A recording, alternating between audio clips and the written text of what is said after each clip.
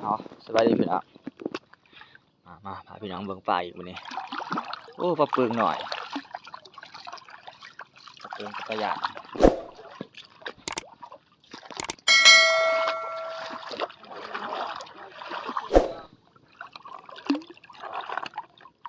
โอ้ปลาโจกหนูว่าป้าจะเมื่อหรอบ่อ๋อปลาโจกอย่างเดียว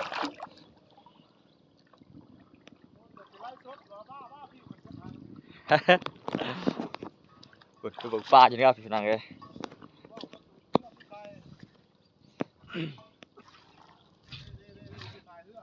ไอ้เหือนี่บ่สองเสียบมีแต่ปลาเลยเพราะว่าชิลงอยู่มื้อนี้ข้าวไม่ปลาเอ้ยอันนี้ไปตุปลาโจเรียกปลาสวย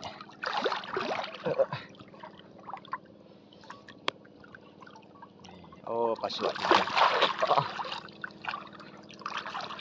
ปลาสวยปลาเพาะโอ้จะเป็นสัตว์มานอยู่ดิฟังเลยมานขนาด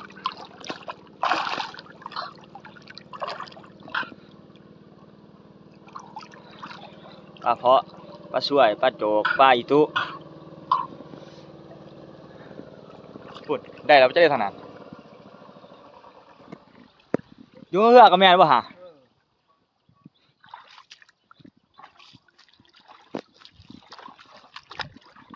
ฮึบโอ้แต่ยันน้ำเนาะ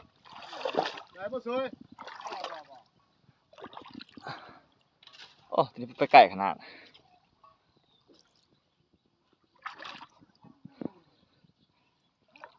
โอ้ตัวนี้เป็นโจกใหญ่ละ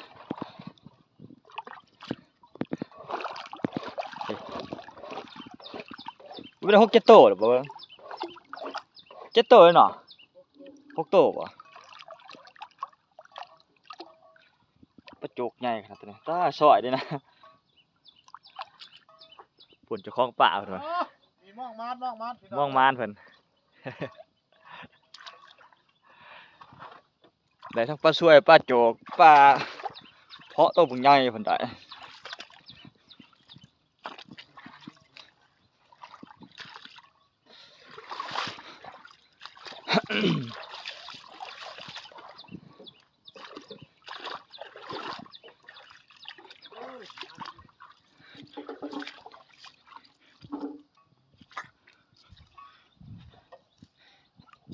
เม่นบ่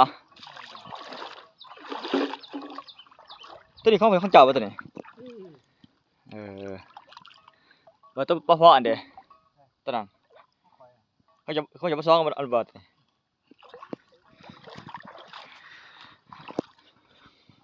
เม่นเนาะไปสิเนาะ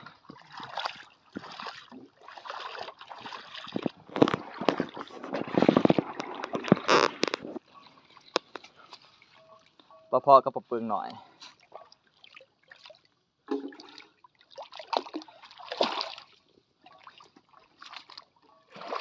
จะลงอยู่นะบ่มีหมองลงว่าชิดหมองเฮ็ดบ่ทัน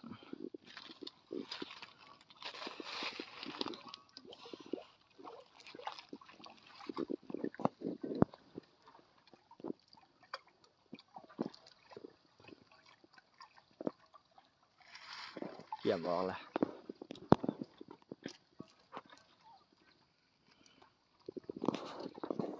ขี้เหอะไม่บอกเนาะขี้เหอะ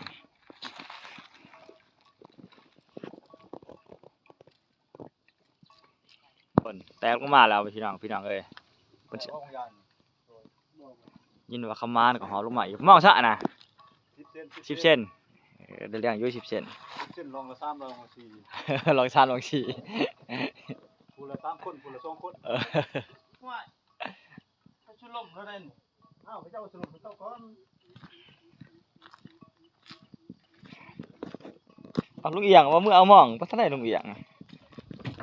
จักตัวขี่รถตะลึไปชุล่มกับเจ้าบ่ชิวกับบ่รับผู้ซื้อน้ำมันเพิ่นโลกกำลังประกาศจะเด้มื้อนี้สิถึกหลายอยู่เบิ่งสภาพ คืนบ่ ไปบ่ เออ เพราะว่าเมื่อคืนมันนอนอยู่เพื่อนเนาะมันก็ถือไล่แต่เรามีคนเนี่ยขอเป็นห่วงมันก็ถือป้าตะแจงแต่ว่าไอ้ว่าไม่ได้ป้าตะแจง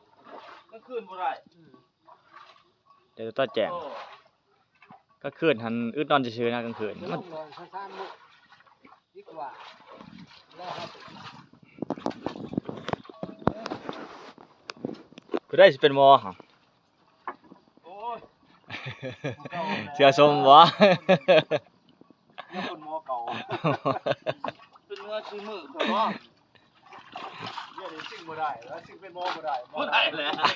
ยังมักฮาริโอผู้เดียวเนี่ยนะมันอยากสู้ควาย โอนติโอจะชิงเป็นหมออยู่บ่ ควายกำลังแล้วหุ่นหน้าเขาว่านี่ ได้ถามเบิ่งเขาขึ้นมาอีกพี่น้องเอ้ยบางทีเข้ามานพาไปอย่างเบิ่งป่าเขาอีก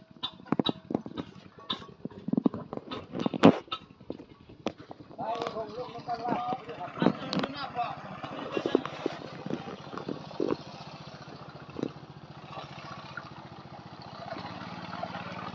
พักเนาะ บ่พอจะ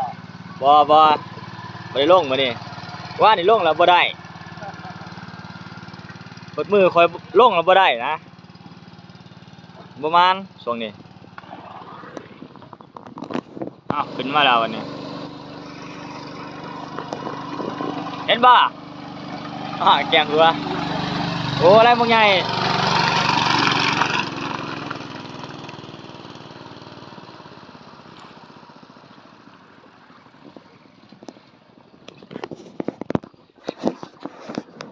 โอ้มาล่ะ ว้าวหน่อย ยังไงนั่นไงป่าตัวเด้ดูล่ะ เอาออกเลยคัดเลยก็ได้ เจ็ดเซนในค่ายเนาะ 8 เส้นยังไงเส้นพอดีอันนี้10 เส้นจ้ะ 10 เซน จักหลอด จักหลอดนึงตัวเดียวนี่บ่ ลายตัวกระล่างกระเช่นลายตัวนั่นแหละนี่อยู่บางทีเดือดเลยนี่ หักอยู่ดอก หลอดขัดโอ้มันลายตาดอก ตัวนี้เด้ ว้ายก็ปาก ตัวปากถูกจ้องบ่เนี่ยโอ้มัดจ้องนี่เขาบ่อยากดึงแห้งบ่ได้เดี๋ยวเขาย่า